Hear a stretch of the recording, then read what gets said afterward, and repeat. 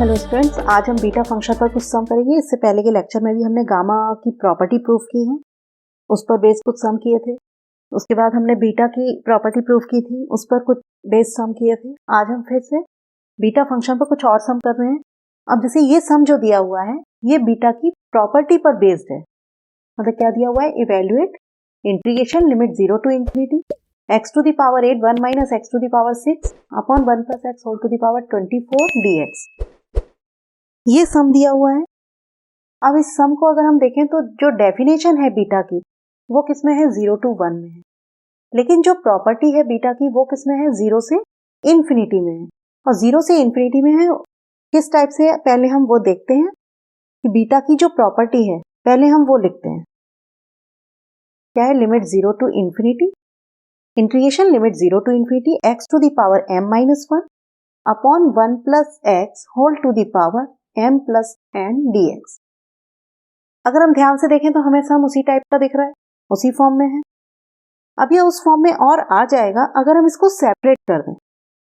जैसे x to the power 6 minus x to the power 14, इसको अगर हम सेपरेट कर दें तो क्या हो जाएगा, x to the power 8 upon 1 plus x whole to the power 24, फिर minus integration limit 0 to infinity x to the power 14 upon 1 plus x whole to the power 24 dx। ठीक, अब हमें इस क्वेश्चन को इस फॉर्म में लेकर आना है, तभी तो ये बीटा की डेफिनेशन बनेगा। तो यहां पर क्या है, m minus 1 होता है और यहां दिया है x to the power 8। तो क्या मैं इसको ऐसा लिख सकती हूँ, integration limit 0 to infinity x to the power 9 minus 1। ठीक, मतलब m की वैल्यू 9 हो गई। अब 9 को यहां पर बैलेंस कर दूं तो यहां पर 24 को कैसे बैलेंस करेंगे कि 9 प्लस 15 प्लस 9 कितना हो जाएगा, 24। तो 9 प्लस 15 लिख सकते हैं। मतलब m की वैल्यू 9 हो गई और n कितना हो गया, 15 हो गया।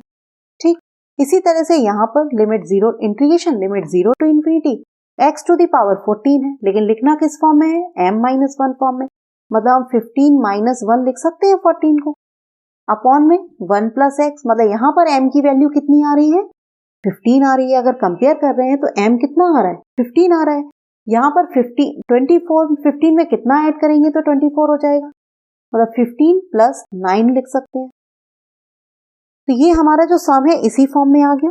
अब इस फॉर्म में आ गया है तो हम बीटा mn, ये क्या है, x to the power m minus 1 upon 1 plus x whole to the power m plus n, इसको हम क्या लिख सकते हैं, बीटा mn। तो यहां पर ये कितना हो जाएगा, बीटा m कितना है 9 और n कितना है 15, माइनस फिर यहां पर जब हम कंपेयर करेंगे तो m कितना है 15 और n कितना है 9, मतलब बीटा 15 और 9। अब ये हम जानते हैं कि बीटा mn इक्वल टू तो बीटा nm होता है। फर्स्ट प्रॉपर्टी है बीटा की, beta mn equal to beta nm। तो 9 15 लिखें या 15 9 लिखें, बात एक ही है। मतलब 9 15 माइनस बीटा 9 15 लिख सकते हैं।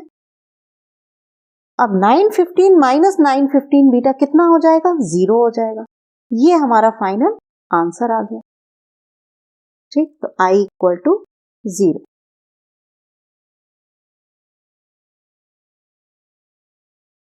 अब हम इस पर एक सम और करते हैं।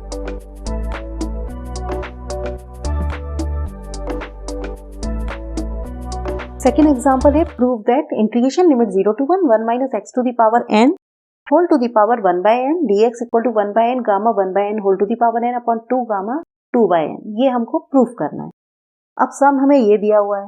अब इसमें भी हमको ट्रिक लगानी है कि हम क्या सब्स्टिट्यूट करें। तो देखो 1 minus x to the power n है, x to the power n वाले क्वेश्चन में हम क्या करते हैं, या तो x को अगर हम साइन थीटा मान लें या कॉस थीटा मान लें, क्योंकि यहाँ जो प्रूफ आ रहा है ये गामा में आ रहा है। इसका मतलब यहाँ पर गामा फॉर्मूला लग रहा है, गामा फॉर्मूला लग रहा है, इसका मतलब यहाँ पर साइन और कॉस के टर्म्स होंगे। मतलब क्वेश्चन को देख के पहचानना है और जितनी ज्यादा प्रैक्टिस होगी उतना ज्यादा हमें आइडिया लगा सकते हैं कि हम क्वेश्चन को कैसे सॉल्व करें। तो यहाँ पर देखो x to the power n है, अगर मैं इसको x इक्वल टू लेती हूँ, x to the power n equal to लेती हूँ साइन स्क्वायर थीटा, क्योंकि x to the power n हटाना होता है पहले तो, क्योंकि 1 जो डेफिनेशन भी होती है वो 0 से 1 में होती है, x to the power m minus 1 होता है और 1 minus x whole to the power n minus 1 होता है। तो यहाँ पर सबसे पहले 1 माइनस एक्स होना चाहिए। तो यहाँ पर हमने x to the power n को क्या मान लिया, साइन स्क्वायर थीटा मान लिया। अब अगर हम x लेते हैं तो क्या आएगा, sine square theta whole to the power 1 by n। ठीक है, या फिर हम ऐसा लिख सकते हैं sine to the power 2 by n theta. ठीक, अब इसे जब डिफरेंशिएट करेंगे, क्योंकि हमें dx भी चाहिए, जब हम डिफरेंशिएट करेंगे तो dx इक्वल टू कितना आएगा, 2 by n sine theta to the power कितना हो जाएगा, 2 बाई n माइनस 1, और साइन थीटा का क्या होगा, कॉस थीटा डी थीटा। मतलब यही आएगा sine square theta whole to the power 1 by n, क्योंकि जब 1 बाई n पावर ली हमने दोनों साइड, इसको हम ऐसा लिख सकते हैं sine to the power 2 by n theta. फिर इसे डिफरेंशिएट किया तो dx equal to 2 by n, मतलब ये 2 बाई n, क्योंकि sine to the power n है तो उसको क्या करते हैं, n साइन थीटा लिखते हैं, n sine n minus 1 theta. ठीक, मतलब पावर को हम कैसे सॉल्व करते हैं, जैसे साइन स्क्वायर थीटा है तो क्या लिखते हैं, 2 साइन थीटा, फिर साइन थीटा का कॉस थीटा आता है। अगर साइन क्यूब थीटा है तो क्या लिखते हैं, 3 साइन स्क्वायर थीटा। तो इसी तरह से हमने इसको किया है 2 by n sine theta whole to the power क्या हो जाएगा, 2n माइनस 1। फिर साइन थीटा का क्या होगा, कॉस थीटा डी थीटा। ठीक, यहां पर जब हम x इक्वल टू क्या लेंगे, 0, तो साइन 0 0, मतलब थीटा 0, साइन 0 पर 0 होता है। इसी तरह से x इक्वल टू 1 लेंगे तो 1 लेंगे तो साइन स्क्वायर थीटा 1, मतलब साइन थीटा 1, तो थीटा इक्वल टू 1 कहाँ आएगा, पाई बाई 2 पर आएगा। ठीक, अब इसमें जब हम वैल्यू रखेंगे तो क्या आ जाएगा, ये होगा integration limit 0 to pi by 2। ठीक, 1 minus x to the power n, मतलब ये हो जाएगा sine square theta whole to the power 1 by n। ठीक, इसके बाद dx की वैल्यू कितनी है, 2 by n sine to the power 2 by n minus 1 theta cos theta d theta. अब 1 minus integration limit 0 to pi by 2, अब 1 minus sign square theta क्या हो जाएगा, कॉस स्क्वायर थीटा, मतलब cos to the power 2 by n theta. ठीक, ये हो गया 2 by n sine to the power 2 by n minus 1 cos theta d theta. ठीक, अब इसे हम क्या लिख सकते हैं, देखो limit 0 to pi by 2, base same है, पावर ऐड हो जाएंगी, मतलब cos to the power cos theta की पावर या तो कॉस टू द पावर लिख दो या cos theta to the power 2 by n plus 1, फिर sine theta to the power, ये थीटा छूट गया यहाँ पर, sine to the power 2n minus 1 theta, तो इसे लिख सकते हैं साइन थीटा की power 2n minus 1 d theta. Common क्या आ गया, 2 बाय n आ गया। अब इसमें देखो कॉस और साइन लिमिट है 0 से पाई बाई 2 और साइन और कॉस के फंक्शन है, तो इसमें हम लगा सकते हैं गामा फॉर्मूला।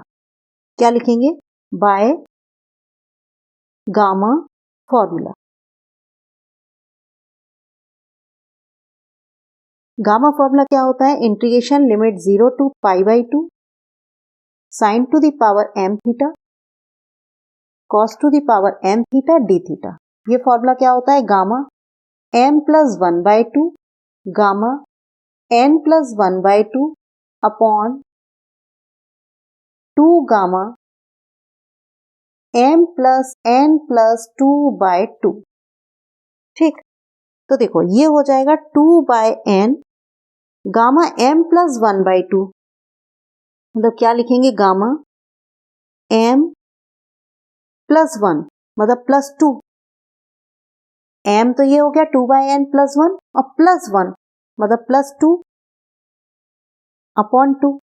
ठीक है, फिर गामा n प्लस 1, तो देखो 2 बाय n माइनस 1 प्लस 1, तो ये 2 बाय n बचेगा अपॉन 2।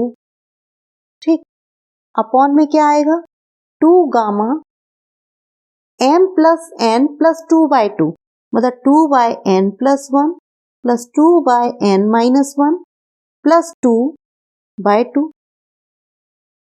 ठीक, तो माइनस 1 प्लस 1 ये कैंसिल हो गया, इधर कितना आ जाएगा, देखो 2 बाय n, फिर 2 अगर 2 कॉमन लेते हैं तो 2 से ये 2 कैंसिल हो जाएगा, कितना आ जाएगा गामा 1/n प्लस 1। ठीक है, फिर यहां से भी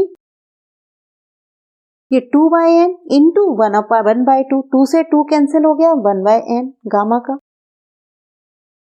अपॉन में 2, फिर गामा, देखो ये हो जाएगा 2/n प्लस 2/n मतलब 4/n प्लस 2 है ना, इंटू 1/2, तो फिर 2 से ये कैंसिल होगा तो कितना आएगा 2/n प्लस 1। हाँ, तो ये हो गया 2/n, मतलब इस 2 से ये 2 हमने कैंसिल कर दिया, कितना आ गया 1/n। अब ये है गामा n प्लस 1, मतलब गामा n प्लस 1 क्या होता है n गामा n। ये हमने गामा की प्रॉपर्टी पढ़ी है, तो उससे हम लिख सकते हैं 1/n गामा 1/n। ठीक, फिर गामा 1/n, ये गामा 1/n, अपॉन में कितना आएगा 2/n प्लस 1, तो गामा n, मतलब इस पूरे को हमने गामा n मान लिया, और प्लस 1 क्या होता है n गामा n, मतलब 2/n गामा 2/n। देखो यहां पर एक n से ये n कैंसिल हो गया, कितना आ गया 1/n gamma 1/n whole square upon gamma upon 2 gamma 2/n। ठीक है, ये हमारा प्रूफ हो गया, यही प्रूफ करना था, ये हमारी राइट हैंड साइड आ गई। तो आज के लिए इतना ही। अब नेक्स्ट लेक्चर में हम इस पर बेस कुछ और सम करेंगे, relation between beta and gamma function जो है उसको प्रूव करेंगे, काफी इंपॉर्टेंट है वो टॉपिक। उसके बाद हम डुप्लीकेशन फॉर्मूला भी प्रूव करेंगे। ये दोनों टॉपिक काफी इंपॉर्टेंट है और इस पर जो भी इंपॉर्टेंट सम है वो और करेंगे। तो आज के लिए इतना ही। अगर आपको लेक्चर पसंद आया है तो लाइक कर दें, चैनल पर नए हैं तो सब्सक्राइब करें। Thank you.